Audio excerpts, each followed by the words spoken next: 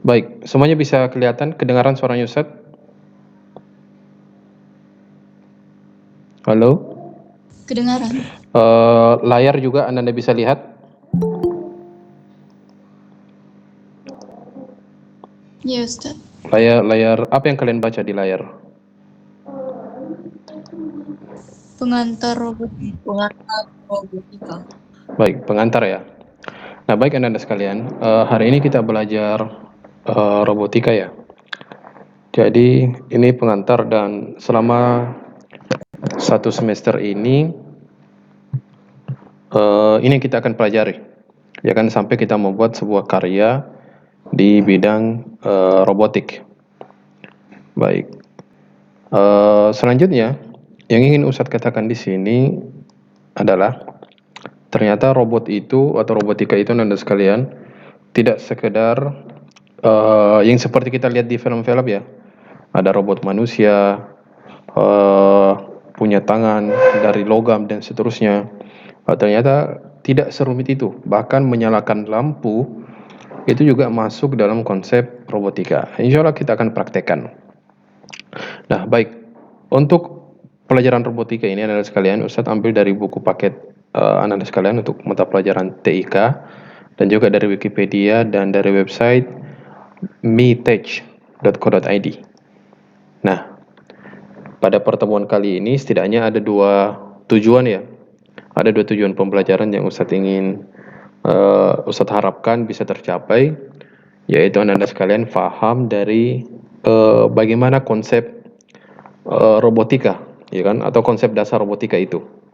Jadi Anda harus tahu. Setidaknya di sini Ustadz akan sebutkan ada 4. Dan yang kedua, Anda bisa tahu klasifikasi robot secara umum. Oke? Jadi ada 2 ya. Tujuan pembelajaran kita, Anda tahu tentang konsep robotika. Yang kedua, Anda juga tahu pembagian robot secara umum. Nah, makanya Anda sekalian, itu yang menjadi konsentrasi kita pada pagi hari ini. Bisa dipahami? Halo? Bisa dipahami? Kedengaran Bisa suaranya Ustaz, Ustaz? bisa. Bisa ya? Bisa Ustaz, bisa. Baik. Kedengaran. Nah, selanjutnya Anda sekalian, saya harap ini diperhatikan ya, karena ini bakal seru kalau Anda sekalian pahami. Karena bukan sekadar teori, kita juga nanti akan praktekkan. Baik, tentu kita berawal dari definisi. Apa itu robotika? Jadi robotika itu Anda sekalian, dia adalah sebuah cabang teknologi yang berhubungan dengan desain, konstruksi, operasi, disposisi struktural, pembuatan dan aplikasi dari robot. Nah, mungkin untuk memastikan kalian lihat atau tidak, Ustadz akan meminta salah satu dari kalian untuk membaca ya. Untuk membaca presentasinya Ustadz. Ustadz pilih Raya. Raya, are you there? Coba dibaca nak definisi dari robotika.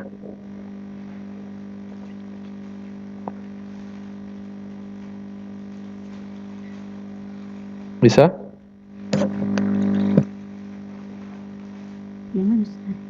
Yang di presentasinya Ustadz.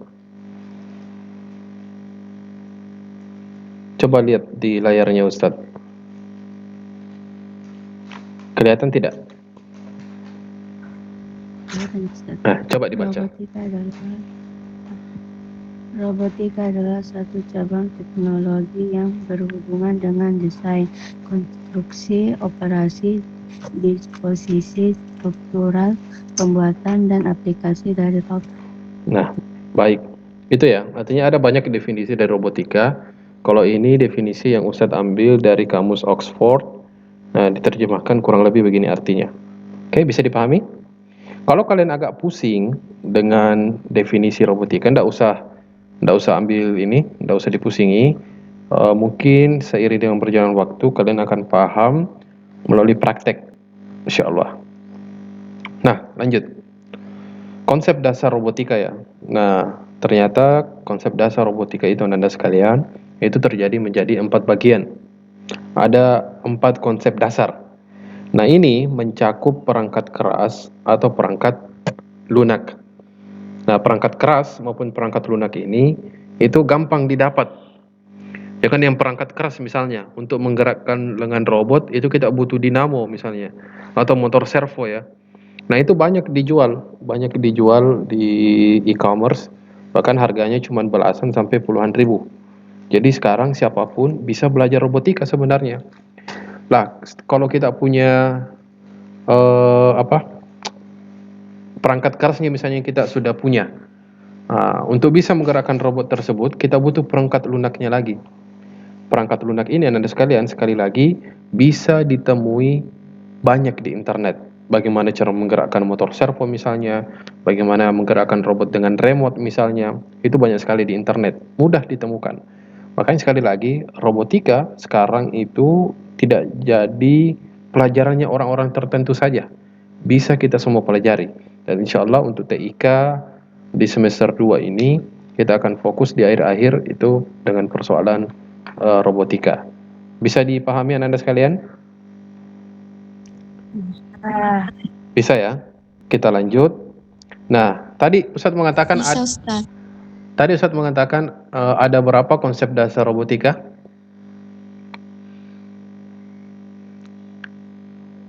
Tadi ada berapa?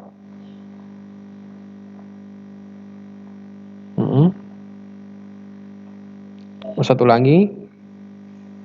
Ustadz tampilkan slide sebelumnya. Ada berapa? 4. Ada 4 ya konsep dasar robotika. Ini diingat Anda sekalian karena atau dicatat kalau perlu di screenshot karena nanti ada tugas di akhir pertemuan kita. Nah, ada 4. Yang pertama itu adalah robot itu memiliki sensor Anda sekalian. Robot memiliki apa? Sensor. Betul. Robot memiliki sensor. Nah, sensor ini Anda sekalian, dia itu adalah perangkat input. Jadi dia adalah perangkat input. Jadi kalau kita analogikan dengan manusia, sensor ini sebenarnya dia adalah panca inderanya robot. Matanya robot, telinganya robot, ya kan, dan seterusnya. Dia adalah panca inderanya robot. Nah, sensor ini Anda sekalian banyak macamnya. Kalian pernah tidak masuk di mall, di mana mall itu pintunya otomatis? Pernah lihat? Pernah. Artinya kita buka Nah, kita buka, bukan kita yang buka pintunya, tapi pintunya terbuka secara otomatis dan tertutup secara otomatis. Iya kan? Pernah lewat di mall seperti itu? Nah, ternyata Anda sekalian itu memakai konsep robotika. Iya kan? Kenapa bisa terbuka dan tertutup secara otomatis? Siapa yang bisa jawab? Karena ada sensornya, sensor gerak. Iya, karena ada sensornya ya. Karena ada sensornya. Maksudnya begini. Kalau ada orang yang mendekat ke pintu, maka sensor akan memerintahkan ke penggerak pintu, buka pintunya, ada orang. Tapi kalau dia sudah membelakangi dan menjauh, sensornya akan mengatakan, tutup pintunya cepat, pergi mi orangnya. Kurang lebih seperti itu, seandainya dia bisa bicara itu robot. Bisa kenapa? Siva izin telat masuk, Ustaz. Terlambat masuk. Oke, silakan. Nah, sampai di sini bisa dipahami ya? Sensor itu. Ustaz. Nah, ya bisa. anak-anak sekalian, sensor itu ternyata itu banyak macamnya. Banyak macamnya. Nah, di sini Ustadz akan tunjukkan beberapa contoh dari sensor. Sekarang coba perhatikan gambarnya. Bisa dilihat gambarnya?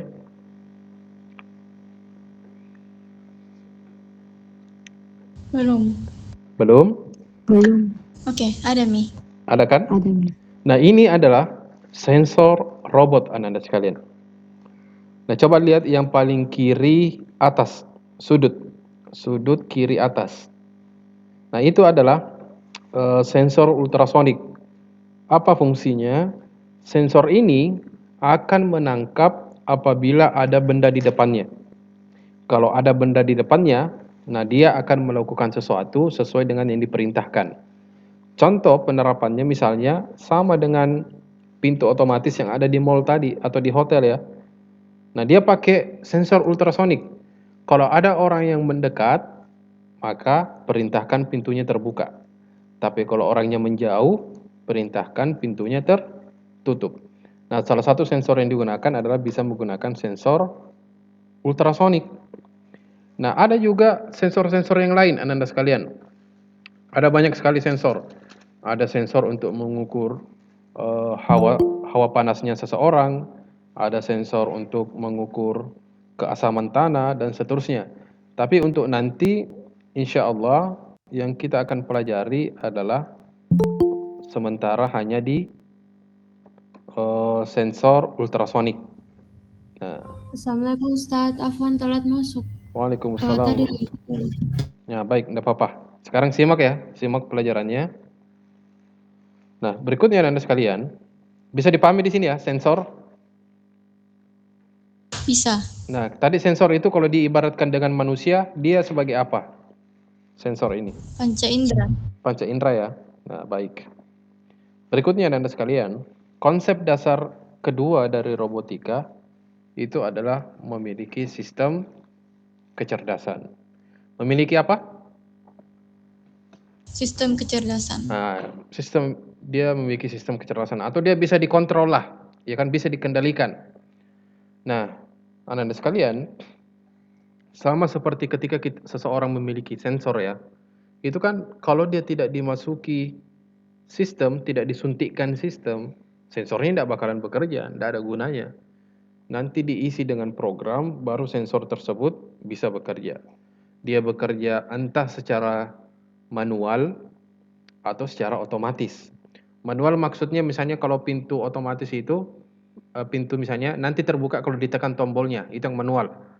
Nah, kalau yang otomatis, kalau ada orang mendekat, pintunya otomatis terbuka dan tertutup misalnya. Nah, itu yang otomatis. Nah, itu untuk bisa bekerja, itu kan dimasukkan sistem ke dalamnya, ke dalam perangkat kerasnya. Nah, mau manual atau otomatis. Nah, berikut kita kasih contoh. Ini adalah sebuah program ya, bahasa program atau codingan bagaimana menggerakkan sebuah motor servo Anda sekalian. Bagaimana membuat motor servo. Ini ya kan, ini adalah perangkat lunak ya, perangkat lunaknya atau codingannya. Nah, ini ada yang bergabung lagi, izinkan. Nah, berikutnya ini adalah softwarenya, adapun hardwarenya kurang lebih seperti ini. Jadi yang ini Anda sekalian, yang ini ya, yang kode-kode ini dia adalah perangkat lunak. Perangkat lunak ini untuk apa? Untuk mengendalikan perangkat keras ini. Nah, kalau kalian agak bingung, nanti insya Allah kalau sudah tetap muka kita akan perlihatkan bagaimana cara kerjanya, konsep sederhana dari robotika ini. Oke, bisa dipahami ya untuk poin kedua ini? Bisa. Nah, bisa Ustadz. jadi sistem kecerdasan tadi ini apa fungsinya? Untuk apa? Untuk apa? untuk mengontrol Iya, mengontrol apa? Mengontrol perangkat. Betul. Iya, betul ya. Jadi perangkat lunak ini dia berfungsi untuk mengendalikan perangkat keras. Seperti itu ya. Nah, baik. Kita mau motornya misalnya berputar ke kanan atau ke kiri, itu tergantung dari perangkat lunak yang kita buat. Nah, perangkat lunak ini dia berisi perintah Anda sekalian. Nah, baik. Yang ketiga, dia memiliki peralatan mekanik atau disebut dengan aktuator. Nah, perangkat mekanik ini Anda sekalian adalah perangkat yang bisa dipegang. Iya kan? Perangkat yang bisa dipegang. Contohnya apa? Contohnya kalau mobil robot berarti ada rodanya. Kalau mobil robot tangan, berarti ada motor servonya yang menggerakkan persendian dan seterusnya. Nah, perangkat mekanik ini itu seperti apa modelnya? Nah, ini ada contohnya. Siapa yang pernah lihat gambar yang ini? Atau siapa yang pernah lihat bentuk aslinya ini? Wujud aslinya yang seperti di gambar, peralatan mekanik. Ada yang pernah lihat? Tidak. Tidak? Baru lihat sekarang. Kalau di lab komputer kalian tidak pernah lihat ini? Oh, Pernah cuma yang biru-birunya. pernah. Pernah ya di lab komputer. Nah, itu dipersiapkan untuk Ananda sekalian. Ananda sekalian akan belajar robotik insya Allah di semester ini ya. Jadi ini yang disebut dengan perangkat mekaniknya atau perangkat kerasnya. Ya kan? Nah, yang keempat, Ananda sekalian, adalah konsep dasar robotik. Dia memiliki sumber daya. Sumber daya yang dimaksud di sini adalah sumber daya listrik. Nah, untuk menggerakkan barang-barang mekanik, ya kan, komponen-komponen elektronik, agar bisa berfungsi, dia harus dialiri oleh listrik. Dan listrik ini didapatkan dengan cara berbagai macam, ya kan. Setidaknya ada 3 cara bagaimana cara mendapatkan sumber daya listrik atau power pada robot yang akan kita pelajari. Di sini Ustadz sebutkan setidaknya ada 3 minimal Anda sekalian cara mendapatkan sumber daya listrik pada program robotik kita. Yang pertama, yang paling sisi kiri yang warna hitam itu disebut dengan adapter. Nah, Ustaz tanya ulang, apa itu adapter? Bukan apa tadi namanya yang warna hitam? Adapter ya. Nah, adapter ini Anda sekalian bermacam-macam. Tidak boleh juga sembarang dipakai. Adapter untuk robotik itu ukurannya adalah 3 sampai 6 volt. 3 sampai 6 volt. Kalau lebih Anda sekalian, itu terbakar komponennya. Seperti terakhir ini Ustadz coba memakai cas laptop untuk nyalakan papan Arduino atau papan robotik. Hasilnya terbakar Anda sekalian. Karena seharusnya cuma dikasih 6 volt, tapi Ustadz kasih 2 kali lipat, 12 volt. Yang terjadi terbakar. Nah, ini berarti hati-hati dalam bermain listrik Anda sekalian. Jadi berapa volt tadi ukurannya ini adapter? 3 sampai berapa volt? Ya betul ya. 3 sampai 6. Ya 3 sampai 6 volt. Nah, yang kedua Anda sekalian, cara untuk mendapatkan sumber daya listrik selain dari adapter adalah melalui baterai. Bisa dilihat di gambar, itu baterai apa namanya? Ada yang tahu? Besar. Ya betul, baterai besar. XXL. XXL. Merek. Ya, mereknya XXL ya. Cuman itu namanya baterai apa? Ada yang tahu? Tidak. Baterai listrik. Baterai listrik, betul. Nah, ini dikenal dengan istilah baterai kotak ya. Baterai kotak. Baterai kotak seperti itu, dan ukurannya Anda sekalian itu bisa cukup kuat untuk menyalakan motor listrik ya, yang kecil. Nah, apa tadi namanya yang kedua ini yang di tengah? Baterai apa? Baterai kotak. Nah, kalau baterai yang bulat-bulat itu, baterai AC dan seterusnya, apakah bisa digunakan kira-kira? Tidak. Nah, baik, sayang sekali Anda sekalian, yang baterai bulat-bulat itu juga bisa digunakan. Ternyata bisa digunakan. Yang penting dayanya cukup. Ingat, untuk bisa menjalankan perangkat-perangkat robotik, itu minimal jumlah voltnya adalah 3 volt. Jadi, walaupun baterainya kecil, tapi kalau kita gunakan banyak baterai, maka itu cukup kuat untuk menggerakkan komponen robotik. Jadi, apakah baterai bulat-bulat itu bisa dipakai? Bisa. Bisa ya, insya Allah. Yang penting voltnya sesuai, tegangannya sesuai. Nah, itu yang kedua. Yang ketiga, Anda sekalian, itu listrik bisa didapatkan dari laptop misalnya atau komputer dengan menggunakan media kabel USB. Kabel USB di situ yang mana? Yang gambar apa? Biru. Yang warna biru ya? Ya, Nah, biru. yang biru itu disebut dengan kabel USB. Tapi kabel USB yang akan kita pakai itu adalah kabel USB 2.0. Sekali lagi, kabel USB 2.0. Nah, ini akan menjadi pengantar listrik atau pengantar program ya, karena robot ini nantinya kita akan program dan program itu akan disuntikan ke komponen robot dengan melalui perantaraan kabel USB ini, USB 2.0. Nah, jadi setidaknya ada 3 ya sumber ini yang kita bisa pakai, sumber daya. Ada pertanyaan sampai di sini Anda sekalian? Ada yang boleh? Tidak. Gaji, Ustaz. Artinya kalian paham ya, insya Allah. Insya Allah. Nah, insya Allah Iya. kalian paham. Baik, berikutnya Anda sekalian. Nah, tadi kita sudah belajar konsep dasar robotik. Tadi ada berapa macam konsep dasar robotik? 4. Ada 4 ya. Yang pertama tadi apa? Memiliki sensor. Yang kedua apa? Kecerdasan. Iya. Kecerdasan apa? Kecerdasan? Sistem kontrol. Ah, betul. Dia memiliki sistem ya, sistem kontrol. Yang ketiga? Memiliki peralatan mekanik. Ya betul, dia punya mekanik, ya kan, komponen mekanik. Terus yang keempat, yang terakhir apa tadi? Memiliki sumber daya atau power.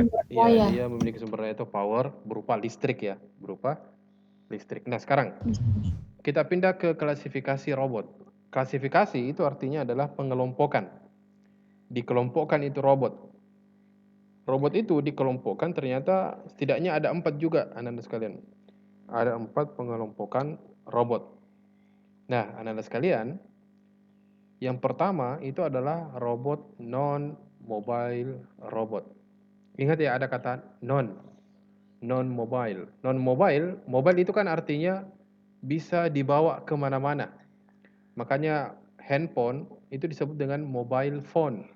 Phone yang bisa dibawa ke mana-mana. Nah, itu dimaksud dengan mobile. Berarti kalau ada kata non di depannya itu artinya tidak. Tidak bisa dibawa kemana-mana ini robotnya. Nah, itu yang dimaksud dengan non-mobile robot.